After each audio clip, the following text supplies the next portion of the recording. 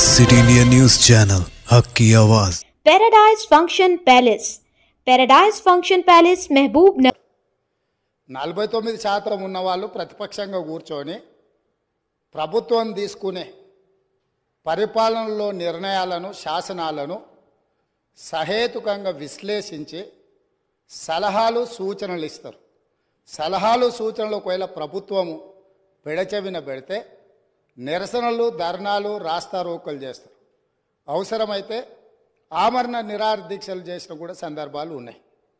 ఆ స్పిరిట్ను తీసుకోవాలి తప్ప వాళ్ళు 64 ఉన్నారు, మేము 39 మంది ఉన్నాం, మేము అచ్చోసిన ఆంబోతుల్లాకున్నాం, మేము పోడియంలోకి వచ్చి కుస్తీలు కొట్లాడతాం, ఈ రకమైన భాష వారి గౌరవానికి కానీ ఈ సభను నడిపించుకోవడానికి కానీ సహకరించదు.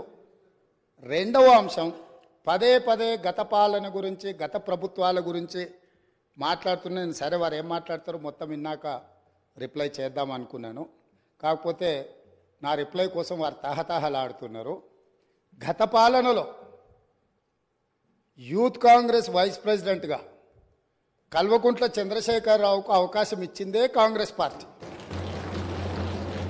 సింగిల్ విండో డైరెక్టర్గా ఎన్నికల్లో పోటీ చేయడానికి ఇస్తే కాంగ్రెస్ పార్టీ తరఫున నిలబడి ఓడిపోయిందే చంద్రశేఖరరావు.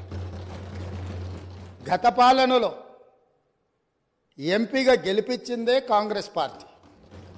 గత పాలనలో షిప్పింగ్ మినిస్టర్ ఇచ్చిందే కాంగ్రెస్ పార్టీ.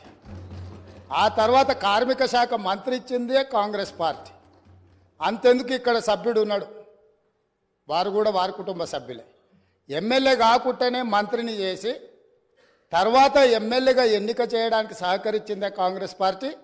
ఈరోజు వాళ్ళు ఏ పేరైతే వినోద్ అనుకుంటున్నారో ఆ రాజశేఖర రెడ్డి గారే ఆ మంత్రివర్గంలోనే గత ఆర్థిక శాఖ మంత్రి, సిద్దిపేట ఎమ్మెల్యే గారు ఎమ్మెల్యే పదవి లేకుండా మంత్రిగా ప్రమాణ స్వీకారం చేసిండ్రు.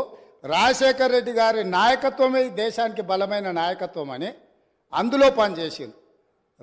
మూడవది, పోతిరెడ్డిపాడు పొక్క పెద్దది చేసినప్పుడు కీర్తిశేషులు నాయన్ నరసింహారెడ్డి గారు కడప జిల్లా ఇన్ఛార్జ్ మినిస్టర్. ఆ రోజు కొట్లాడింది పోతిరెడ్డిపాడు మీద కీర్తిశేషులు పి జనార్దన్ రెడ్డి గారు. పోతిరెడ్డిపాడు పొక్క పెద్దది చేసినప్పుడు ఇక్కడ ఉన్నోళ్ళు ఎవరు ప్రాణత్యాగాలు చేస్తామని ఎవరు కొట్లాడలే, ఎవరు మాట్లాడలే. సొంత పార్టీ సొంత ప్రభుత్వం ఉన్న తెలంగాణ ప్రజల హక్కులను భంగం కలిగించొద్దు, కృష్ణానది జలాలలో మా వాటా మాకు ఉండాలి, మా వాటాను ఎవరు తీసుకెళ్ళినా మేము ఒప్పుకోమని కొట్లాడింది ఆనాటి నాయకుడు పి జనార్దన్ రెడ్డి గారు మాట్లాడిండ్రు తప్ప వీళ్ళు కాదు. కాబట్టి ఈరోజు వీళ్ళందరూ ఏ పాలకుల గురించి మాట్లాడుతున్నారో ఆ పాలకులు ఇప్పుడు మాట్లాడుతున్న పెద్దలు ఎట్లెమ్మెల్యే అయినరు? వాళ్ళ తండ్రి గారి గురువైన చంద్రబాబు నాయుడు గారి పార్టీతో పొత్తు పెట్టుకుంటే ఆ పార్టీ మద్దతుతో ఆ కండువ కప్పుకొని సిరిసిల్లలో కష్టపడి పనిచేసి నిర్మించుకున్న చీమలు పెట్టిన పుట్టలో పాములు దూరినట్టు కేకే మహేందర్ రెడ్డి అక్కడ పార్టీని నిర్మించుకొని తెలంగాణ ఉద్యమంలో పాల్గొని తెలంగాణ ఉద్యమంలో ముందు భాగం నుండి నిలబడి కొట్లాడితే ఎన్ఆర్ఐ అంటే నాన్ రిలయబుల్ ఇండియన్ కింద మేనేజ్మెంట్ కోటాలో ఇక్కడికి వచ్చి టికెట్ తీసుకొని అక్కడ ఆ కేకే మహేందర్ రెడ్డి గారిని అన్యాయం చేసి ఈరోజు ఇక్కడికి వచ్చిండ్రు. కాబట్టి ఈరోజు గతం గురించి అధ్యక్ష, ఒకవేళ మా మిత్రులకు వాళ్ళకు అంతగా గతం గురించి చర్చించాలనే ఆలోచన ఉంటే ఒక రోజు మొత్తం తమరు సమయం ఇవ్వండి. తప్పకుండా జూన్ 2, 2014 కంటే ముందు జరిగిన 55 సంవత్సరాల పరిపాలన మీద సంపూర్ణమైన చర్చ ఇక్కడ పెడదాము. ఈరోజు ఇక్కడ జరుగుతున్న చర్చ జూన్ 2, 2014 నుంచి జరిగిన పరిపాలన, చేసిన విధ్వంసము, నాయకత్వం యొక్క వ్యవహార శైలి మీద మనం ఈరోజు మాట్లాడుకుంటున్నాము. కాబట్టి వారికి గతం గురించి చర్చించాలనే కోరిక ఉంటే మాకు ఎలాంటి అభ్యంతరం లేదు. గతంలో జరిగిన పరిపాలనలో ఇక్కడున్న వాళ్ళకి చాలామందికి పాత్ర లేకపోవచ్చు, కానీ అక్కడున్న వాళ్ళకు చాలామందికి పాత్ర ఉంది. ప్రత్యక్షంగా మంత్రులు చేసిండ్రు. అక్కడున్న నాగేందర్ గారు, ఆ పక్కనున్న శ్రీనివాస్ యాదవ్ గారు, ఆ పక్కనున్న హరీష్ రావు గారు, అక్కడున్న కడియం శ్రీహరి గారు, ఆ పక్కనున్న పోచారం శ్రీనివాసరెడ్డి గారు, ఆ పక్కనున్న గంగుల కమలాకర్ గారు, అన్ని పేర్లు మొత్తం అన్ని లిస్టు చదువుతా. వీళ్ళందరూ కూడా ఈరోజు వారు ఏదైతే పాపాలు జరిగినాయి అంటుండ్రో ఆ పాపాలలో సంపూర్ణమైన భాగస్వామ్యం వాళ్ళదే ఉన్నది.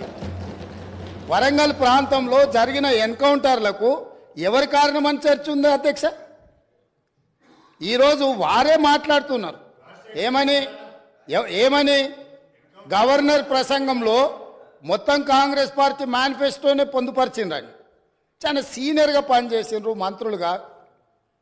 గవర్నర్ గారి ప్రసంగము పార్టీ యొక్క ఎన్నికల మేనిఫెస్టోను మంత్రివర్గంలో చర్చించి మా ప్రభుత్వం యొక్క భవిష్యత్ కార్యాచరణను మంత్రివర్గం ఆమోదం చేసిన తర్వాతనే గవర్నర్ గారు ప్రసంగిస్తారు.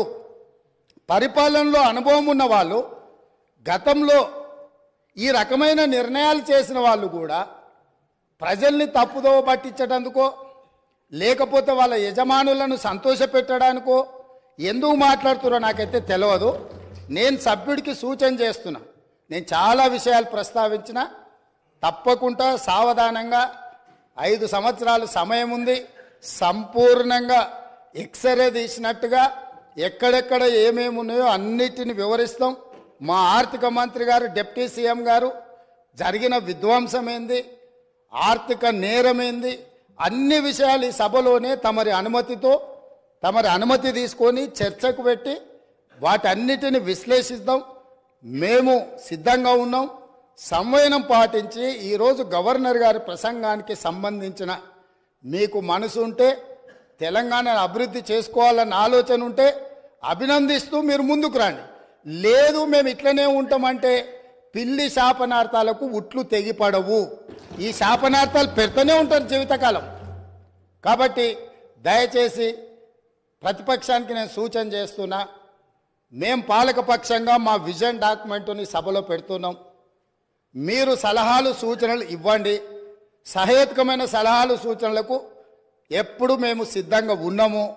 ఎందుకంటే ప్రతిపక్షాలను గౌరవించడం అనే సాంప్రదాయం కాంగ్రెస్ పార్టీకి మొదటి నుంచి ఉంది, ఇప్పుడు కూడా ఉంది. ఆ సాంప్రదాయాన్ని కొనసాగిస్తామని మీ ద్వారా వారికి తెలియజేయదలుచుకున్నాం.